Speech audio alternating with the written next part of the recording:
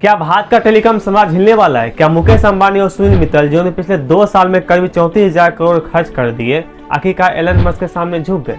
और क्या 86 रुपये महीने वाला इंटरनेट भारत की पूरी टेलीकॉम इंडस्ट्री को बदलने जा रहा है? दोस्तों, यह सिर्फ इंटरनेट की कहानी नहीं, यह 43 बिलियन डॉलर के मार्केट, सत्ता, टेक्नोलॉजी और आने वाले डिजिटल युद्ध की कहानी है। जो बात मैं आपको बताने जा रहा हूँ, शायद वो मेन स्ट्रीम मीडिया आपको विस्तार से नहीं बताएगा। अब सबसे पहले समझते हैं कि स्टारलिंक काम कैसे करता है। आज तक जियो, एयरटेल या बीएसएनएल क्या करते आए हैं? जमीन के नीचे फाइबर केबल, हर शहर गांव में मोबाइल टावर, भारी इंफ्रास्ट्रक्चर।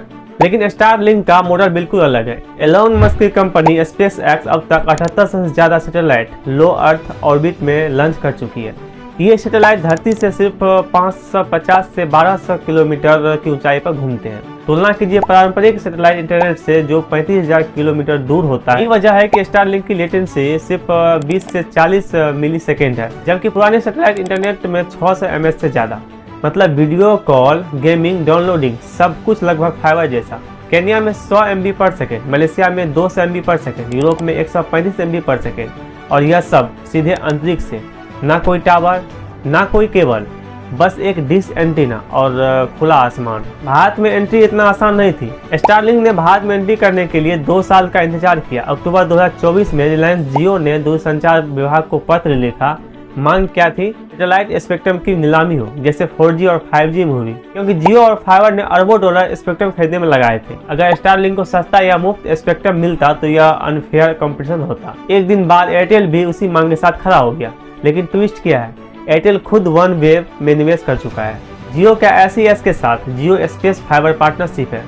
तो फिर दिक्कत क्या है? साधारण जवाब है कंपटीशन। स्टारलिंक दुनिया की सबसे बड़ी सैटेलाइट इंटरनेट कंपनी है। 6 million active user, 11.8 billion dollar वार्षिक रेवेन्यू। अगर यह भारत आता है तो सिर्फ गांव नहीं, शहर, कॉर्पोरेट, एविएशन, मरीन सेक्टर हर जगह टक्कर देता है। 16 अक्टूबर 2024 को टेलीकॉम मंत्री ज्योतिरादित्य सिंधिया ने घोषणा की कि सैटेलाइट स्पेक्ट्रम की नीलामी नहीं होगी, क्योंकि दूर दराज इलाके में जहां टावर या केबल नहीं पहुंच सकते वहां सैटेलाइट ही विकल्प है। यह अंबानी और मित्तल के लिए बड़ी हार थी। एलोन मस्क ने ट्वीट किया, थैंक यू इंडिया। भारत का टेलीकॉम मार्केट कितना बड़ा है?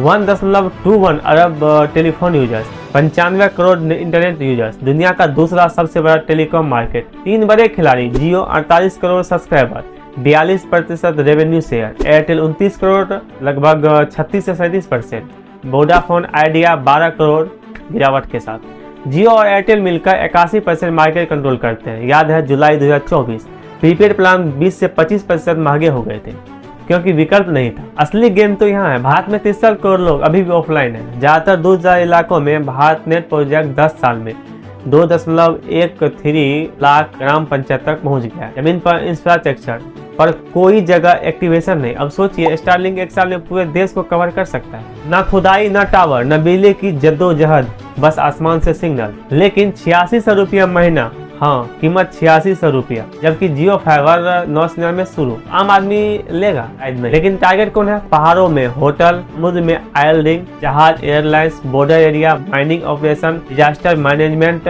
ये हाई वैल्यू ग्राहक है। अमेरिका में स्टारलिंक $120 यानी कि 10,000 रुपया, हार्डवेयर $499 यानी कि 42,000। भारत में कीमत थोड़ी कम रखी गई है। और आया फिर एक बड़ा ट्विस्ट। मार्च 2025 में अचानक एयरटेल ने घोषणा की कि वह स्टारलिंक के साथ काम करेगा। अगले ही दिन जियो ने भी वही किया। तो कंपनियां स्टारलिंक को रोकना चाहती थी, अब वही उसकी पार्टनर बन गई है। यह बिजनेस का क्लासिक नियम है, if you can't beat them join them. Jio के 1000 प्लस स्टोर है, एयरटेल के 1500 प्लस स्टोर। स्टारलिंक को तुरंत भारत में फिजिकल नेटवर्क मिल गया। लेकिन सवाल अभी भी बाकी है, क्या एलोन मस्क कभी पूरी तरह कंट्रोल छोड़ेगा? दुनिया का इतिहास कहता है नहीं। हो सकता है यह साझेदारी अस्थायी हो। जब स्टारलिंक मजबूत हो जाए वह सीधे ग्राहक को सेवा दे। इसका असर क्या होगा? कीमतों पर दबाव, सर्विस क्वालिटी में सुधार, गांव में तेजी से इंटरनेट, मरीन एविएशन, डिफेंस में नई क्रांति। भारत के बॉर्डर एरिया में जहां इंफ्रास्ट्रक्चर मुश्किल है, सैटेलाइट गेम चेंजर हो सकता है। कॉर्पोरेट सेक्टर में माइनिंग आयल, इवेंट मैनेजमेंट, आपदा राहत, सबको फायदा। लेकिन खतरा भी है। टेक्नोलॉजी न्यूट्रल नहीं होती, उपयोग तय करता है परिणाम। सैटेलाइट इंटरनेट डिजिटल इंडिया को आगे बढ़ा सकता है या डिजिटल डिवाइड और बढ़ा सकता है। डेटा कंट्रोल किसके पास होगा? सुरक्षा कैसी होगी? क्या भारत की डिजिटल संभवता को प्रभावित करेगा? ये सवाल अभी खुले हैं दोस्तों। यह सिर्फ स्टारलिंक की एंट्री नहीं है, यह भारत के टेलीकॉम इतिहास का टर्निंग पॉइंट है। अंबानी और मित्तल झुके नहीं है, उन्होंने चाल बदली है। एलन मस्क भारत आ चुका है, सरकार ने रास्ता खोल दिया है, अब खेल शुरू हुआ है। आने वाले कुछ साल तय करेंगे क्या यह टेक्नोलॉजी भारत को डिजिटल सुपर पावर बनाएगी या टेलीकॉम सेक्टर में भूचाल लाएगी। एक बात याद रखिए, जो आसमान पर कब्जा करता है वो भविष्य पर भी असर डालता है। फैसला आपके हाथ में है।